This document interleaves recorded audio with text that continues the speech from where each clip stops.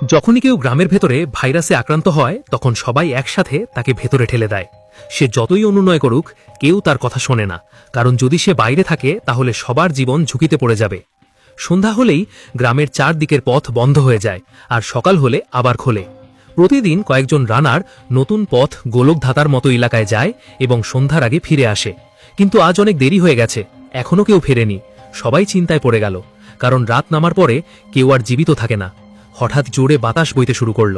এটি গ্রামের চারপাশের পথ বন্ধ হবার সংকেত। পথ ধরে ধরে বন্ধ হতে লাগল।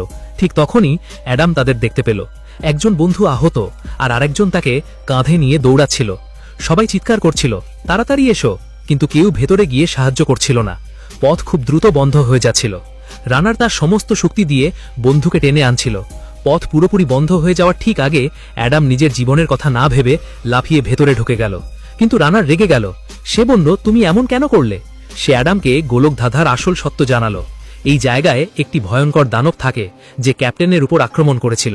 রাত নামার আগেই দানবটা অবশ্যই বের হবে। আমাদের আগেই লুকোনোর জায়গা খুঁজে নিতে হবে, কিন্তু তার আগে নিরাপদ করতে হবে। অ্যাডাম দেয়ালের সাথে ঝুলে থাকা লতাগুলো দেখল।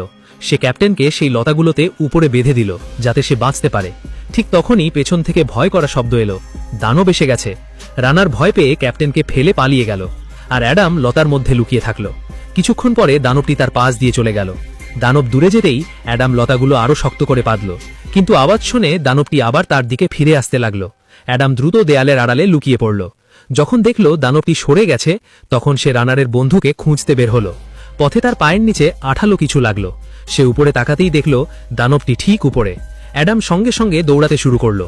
দানব সামনে এসে পথ আটকে দিল। অ্যাডাম দিক বদলালো, কিন্তু ওদিকে ছিল গভীর খাদ। সামনে খাদ আর পেছনে দানব। মাথে পড়ে সে বাধ্য হয়ে খাদে লাফ দিল। দানবটাও লাফিয়ে নামল। অ্যাডাম কোনোভাবে উঠতে পারল এবং সুযোগ বুঝে দৌড়াতে লাগল।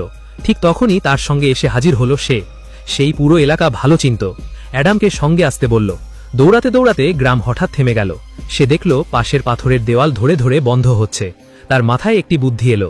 সে দানবটাকে ডাকতে চিৎকার করল। তার সঙ্গেও চিৎকার করছিল, তাড়াতাড়ি এসো। ঠিক সময় মতো অ্যাডাম বাইরে লাফিয়ে বেরিয়ে গেল, আর দানবটি ভেতরে আটকে গিয়ে পিষ্ট হলে মারা গেল। সকাল হলে গ্রামের কপাট খুলে গেল।